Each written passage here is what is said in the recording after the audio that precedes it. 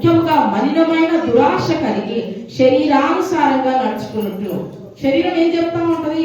వెళ్ళు పర్వాలేదు, పాల్గొను పర్వాలేదు, జీవించు పర్వాలేదు, తాగు తిను, ఇష్టం వచ్చినట్లుగా బ్రతుకు అని మనసు చెప్తా ఉంటారు.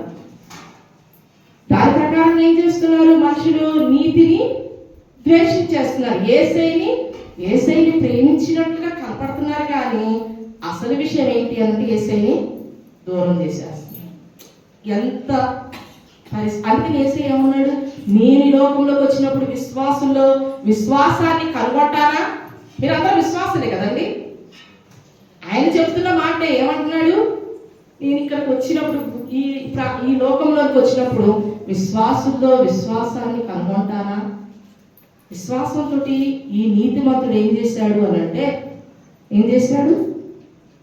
ఆ కామ వికారం యుక్తమైన నడవడికి ఆయన లోబడలేదు, నీతిమంతుడుగా ఎంచబడ్డాడు.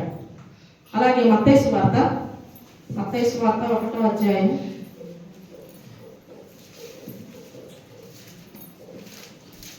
1వ అధ్యాయం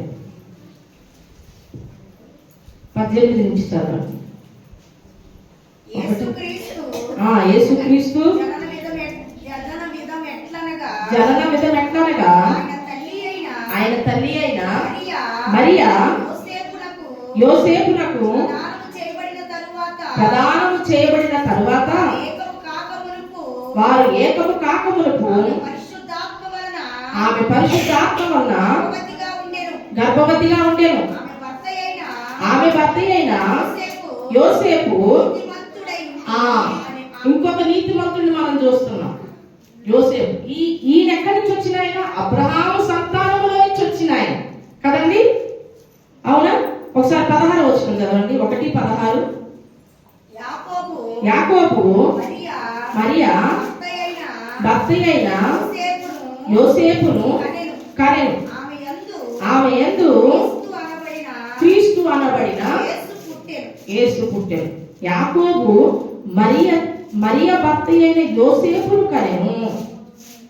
మరియా భర్త అయిన యోసేపు తండ్రి పేరేంటి అంటే యాకోబు. మన పాత నిబంధనలోకి వెళ్ళిపోతే యాకోబు యొక్క కుమారుడి పేరేంటండి? 12 మంది కుమారులు ఉన్నారు కదా యాకోబుకి. తెలుసా మీకు? పాత నిబంధన తెలుసా అండి? ఆదికాండంలో ఉంటుంది. చదువుతారా? బైబిల్ చదువుతారా? యాకోబుకి ఎంతమంది పిల్లలు? 11 వ్యక్తి పేరు ఏంటండి? యోసేపు. అదే పేరు ఇక్కడ పెట్టుకుంటున్నాడు ఆయన. ఆ నీతిమంతుల సంతానంలో నుంచి వచ్చిన ఆయనే యోసేపు. చూడండి, బైబిల్ గ్రంథంలో నీతిమంతుడు అన్న పేరు రావటం ఎంత గొప్ప భాగ్యం. మనం ఎక్కువ యేసయ్య గురించే చదువుకుంటాం. నిజంగా యేసయ్య నీతిమంతుడు, కానీ ఈ యోసేపునంట నీతిమంతుడై ఉంది. నీతిమంతుడు ఏం చేస్తాడు? అవమానపరచడు. హల్లెలూయా. నీతిమంతులు అవమానపరచడు. కాముగా పక్కకు తీసుకెళ్లి మాట్లాడతారు, లేకపోతే వదిలేస్తారు, లేదు ప్రార్థన చేస్తారు. హల్లెలూయా. అనీతిమంతులు ఏం చేస్తారు? ప్రచారాలు చేస్తారు. ఏం చేస్తారండి? వాళ్ళలాగా వీళ్ళలాగా, ఈ కుటుంబం ఇలాగా, ఆ కుటుంబం ఇలాగా, ఆమె ఇలాగా, ఈయనలాగా. కానీ నీతిమంతుడైన యోసేపు ఏం చేశాడు? అవమానపక్షాలని అనుకోలేదు ఆమె. ఎందుకు అని అంటే ఈయన అబ్రహాము, దావీదు, హిజ్కియా, హల్లెలూయా, ఈ వంశంలో నుంచి వచ్చిన ఆయన ఎవరు? యోసేపు. అవమానపరచుకోకుండా యేసుక్రీస్తు ప్రభువారు పుట్టడానికి ఒక సాధనంగా వాడబడ్డాడు. మరి మనం వాడబడుతున్నామా నీతిమంతులుగా ఉండి? యేసయ్య కొరకు ఒక సాధనంగా నువ్వు నేను వాడబడుతున్నామా నీతిమంతులుగా ఉండి? వాడబడుతున్నామండి మనల్ని మనం ఒకసారి కూర్చొని ఆలోచన చేస్తే, ఒక్క నిమిషం చాలు కూర్చొని ఆలోచన చేస్తే, మనం నీతిగా ఉన్నామా, భక్తిహీనతను ప్రేమిస్తున్నామా? ఎవరో మనకి చెప్పాల్సిన అవసరం లేదు. హల్లెలూయా. మన మనసు మనకే చెప్తుంది, మన మనస్సాక్షి మనకే చెప్పి గుద్దుతుంది, మనస్సాక్షి కూర్చుంటది మనల్ని కదా. ఆ మనస్సాక్షిని ఎవరండి పెట్టింది? యేసయ్య, దేవుడు. మనం ఏం చేస్తామంటే ఆ మనస్సాక్షిని పక్కన పెట్టేస్తాం. ఆ పరిశుద్ధాత్మ యొక్క మాటని, స్వరాన్ని ఏం చేస్తామండి? పక్కన పెట్టేస్తాం.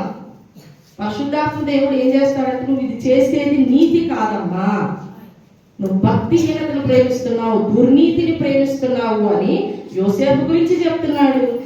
అలాగే దావీదు గురించి చెప్తున్నాడు, అలాగే అబ్రహాము గురించి చెప్తున్నాడు, అలాగే లోతు గురించి చెప్తున్నాడు, అలాగే యోసేపు, వీళ్ళందరి గురించి మనకి చెప్తా ఉన్నాడు. మరి మనం ఎలా ఉన్నాం? మన జీవితం ఎలా ఉంది? మన బ్రతుకులు ఎలా ఉన్నాయి? 2 సమూయేలు గ్రంథం 22వ అధ్యాయం, 2 సమూయేలు 22వ అధ్యాయం 21, 25 చదువుదాం.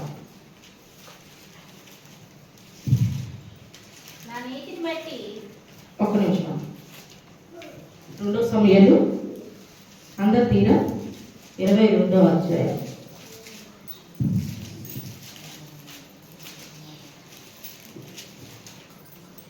చదవండి. నా నీతిని బట్టి నాకు ఆయన ప్రతిఫలం ఇచ్చును. చూడండి, నీతిని బట్టి మనకి ప్రతిఫలం దొరుకుతుంది. మనం నీతిగా ఉన్నాం కానీ మనకి ప్రతిఫలం కావాలా? హల్లెలూయా కదా. మనము నీతిగా ఉండము కానీ మనకేం కావాలా?